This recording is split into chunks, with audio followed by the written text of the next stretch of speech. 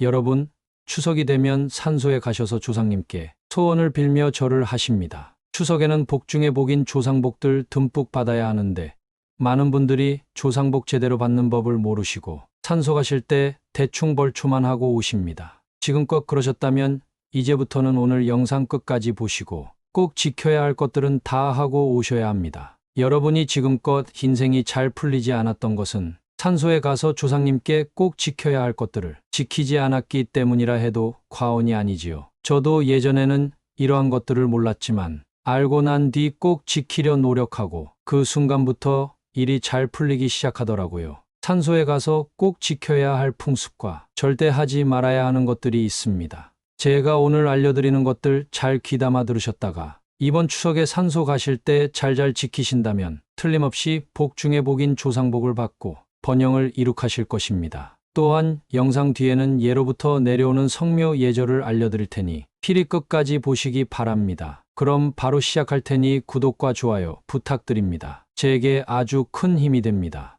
예로부터 선조들은 산소에서 이 행동만큼은 절대 하지 말라고 했습니다. 이는 복 중에 복인 조상복을 얻지 못하는 행동이기에 명절에 산소에 가실 때마다 특히 주의하셔야 하는데요.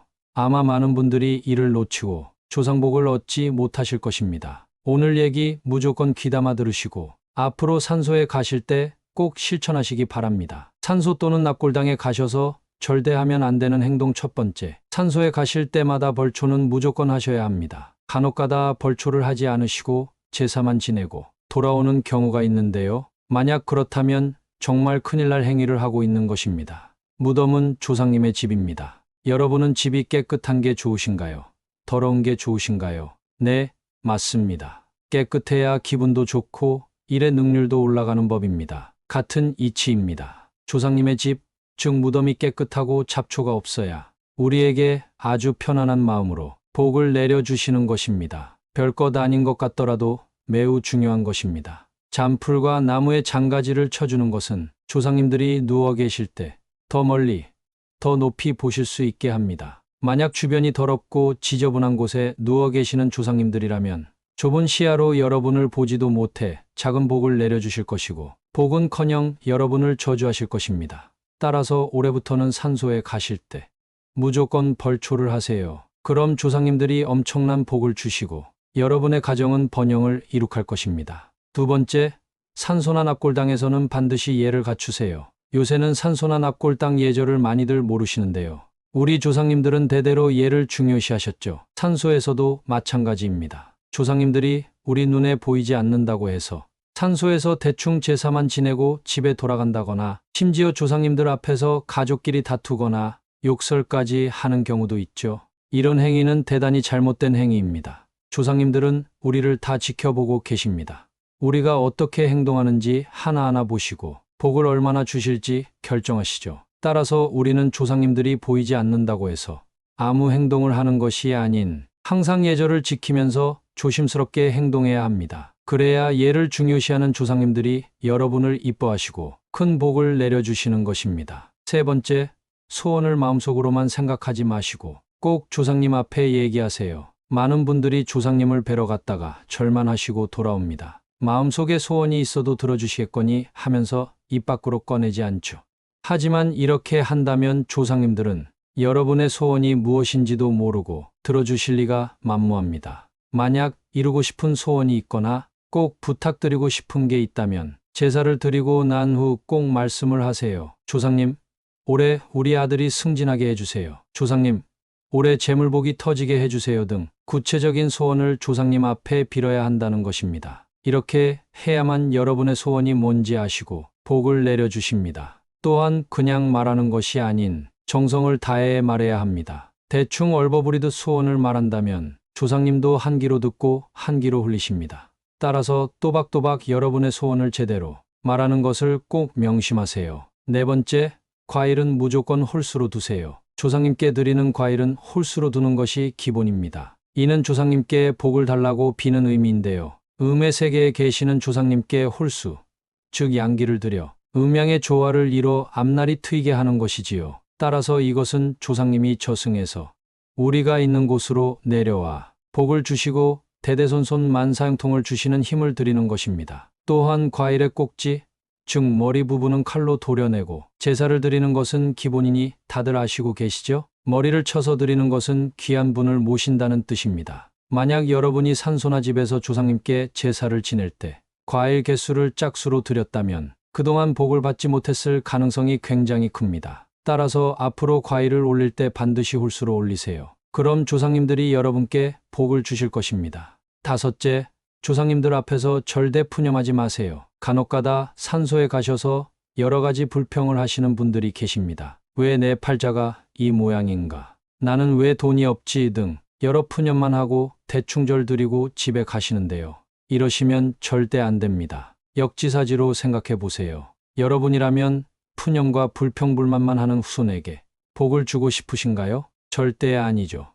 조상님들도 마찬가지입니다. 여러분들이 산소에서 불평만 한다면 조상님들은 여러분들을 외면할 것입니다. 복을 주고 싶어도 주지 않으시고 오히려 더 큰 시련만 주실 뿐이죠. 따라서 조상님들 앞에서는 아무리 힘든 일이 있어도 절대 티내지 마시고 항상 예의 바르고 공손하게 하세요. 그럼 조상님들이 여러분을 예뻐해 주시고 반드시 큰 복을 주실 겁니다. 여섯째, 항상 조상님들의 안정을 기원하세요. 돌아가신 조상님의 심신이 평안하고 안정이 되어야 여러분께도 복을 주실 수 있는 것입니다. 여러분들도 평소에 일이 바쁘고 스트레스를 받으면 기분이 항상 우울하고 정신이 없죠.